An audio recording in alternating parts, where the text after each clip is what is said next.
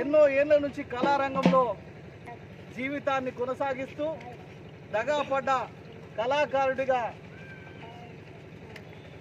10 ఏళ్ల నుండి దండుగట్టి కదులుతున్న గడ్డం సుధాకర్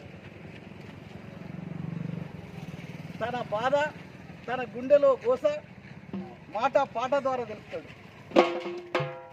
తెలంగాణ ఉద్యమంలో మరి 2001 నుండి మరి అంతకంటే ముందు మరి కమ్యూనిస్ట్ పార్టీ అభ్యుదయ పాటలతో మేము చిన్నప్పటి నుండే పాటలుగా మరి కళాకారులుగా కమ్యూనిస్టు పార్టీ గుడిసెలలో ఉండి పాటలు నేర్చుకున్న కళాకారులు ఉద్యమంలో నిరంతరం మేము ముందుండి పనిచేసినాం. తిన్నా తినకున్నా ఆకలితో ఉపాసం ఉండి ఇళ్లలో భార్య పిల్లలు ఉపాసం ఉన్నా మంచిదే, కానీ తెలంగాణ రాష్ట్రం సాధించాలనే సంకల్పంతో మేము ఉద్యమంలో ముందు నిలిచి ఆటలాడి పాటలు పాడితే మరి గత ప్రభుత్వం మాకు అన్యాయం చేసింది.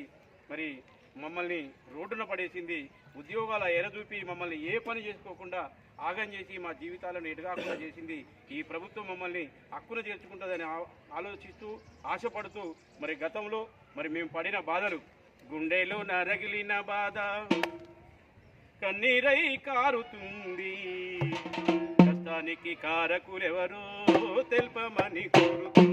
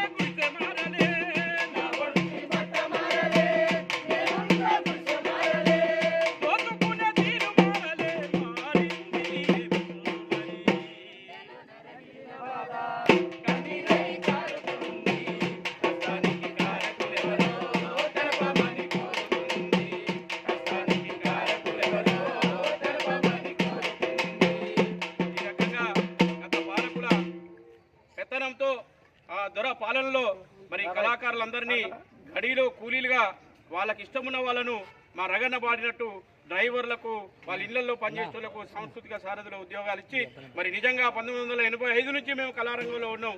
మరి తెలంగాణ ఉద్యమంలో ముందు నిలిచాం. మాలాంటి వాళ్ళకు అన్యాయం చేసిండ్రు. మా గుండెలోనే బాధ.